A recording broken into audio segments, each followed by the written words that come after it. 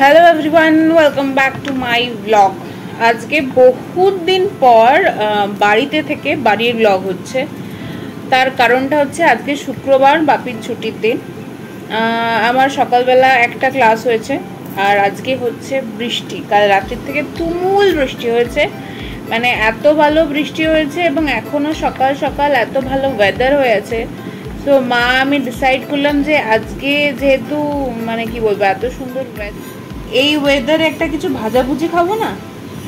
আর ভাজাভুজির নাম বলতে আমরা সেই একই চিরাচরিত ভাজাভুজিতে বেশি দিন আটকে থাকতে পারি না। ওই জন্যে আজকে ভাবলাম কিছু একটা নতুন করি।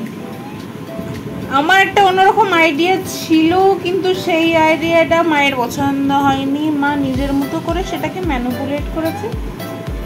সেটা কি আইডিয়া তো সেটা তোমাদেরকে বলবো, অবশ্যই বলবো। আর এখন আমি যেটা করছি সেটা হচ্ছে লঙ্কা খানিকটা কুচিয়েছি আর ছাড়াচ্ছি রসুন।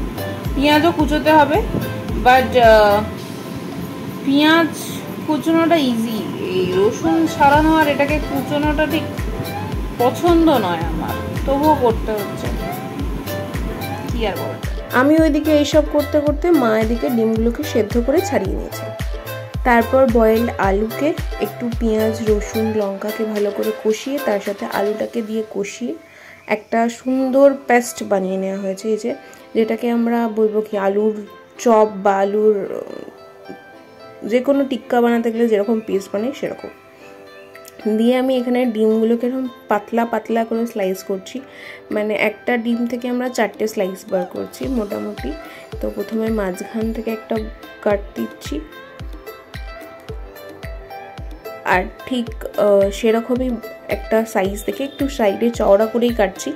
সাদাটা সাইডে বেশি থাকবে কিন্তু কুসুমটা কম থাকবে বলে একটুখানি মাঝামাঝি সাইজ থেকে কাটছি। দুটো সাইডে দুটোর দিক থেকে 4টে টোটাল স্লাইস বার করে নিচ্ছি। এইরকম যে জিনিসগুলো কীভাবে করে, তো এটা ডিমের স্লাইসকে নেওয়ার আগে একটুখানি আলু নেবো।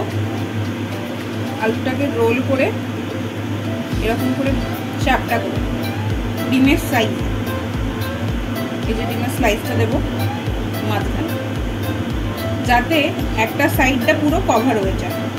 আর সাইড থেকেও একটু টাকিং করে দেবো যাতে আর দেখা না যায়।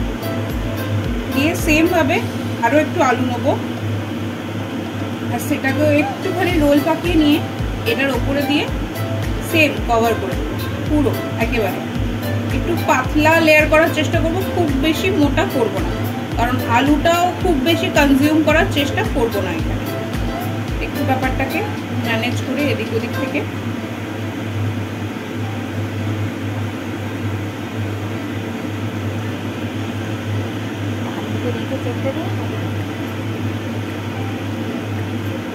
এমন করে বানাবো যাতে আলুটার পাতলা লেয়ার হয় অথচ ডিমটা না ভেতর থেকে বাইরে থেকে দেখা যায়, একদম সুন্দর স্মুথ আর ডিসেন্ট।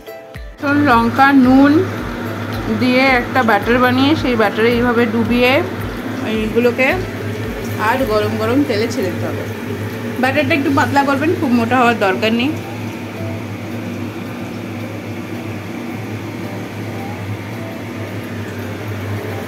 আর লাল লাল করে ভেজে নিলেই তৈরি আমাদের ডিমের চপ।